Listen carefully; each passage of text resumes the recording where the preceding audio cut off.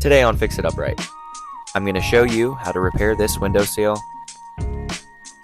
Let's start off by sanding it and removing any splinters in the wood. I am using a common plastic wood putty. I am using a plastic putty knife for this. Go ahead and apply your wood putty to the windowsill and use an extra putty knife to form the shape of the window. I let it dry for 25 minutes and went over and sanded it.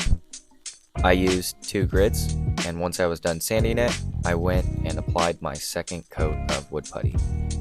If your wood putty is not spreading nicely, you can add a little bit of water to it and it'll help it spread better. Go ahead and let it dry and go ahead and sand it again. Let it dry, and this was the last coat I was going to add to the bottom. Now that it is dried, we're going to go ahead and sand it for the last time. And I used 2 grids of sandpaper on this one.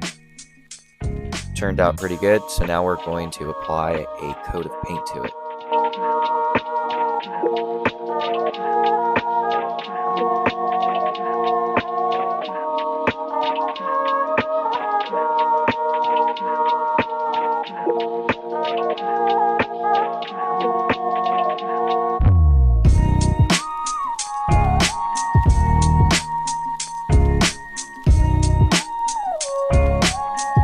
Like, comment, and subscribe if you'd like more of this content. Thanks for watching.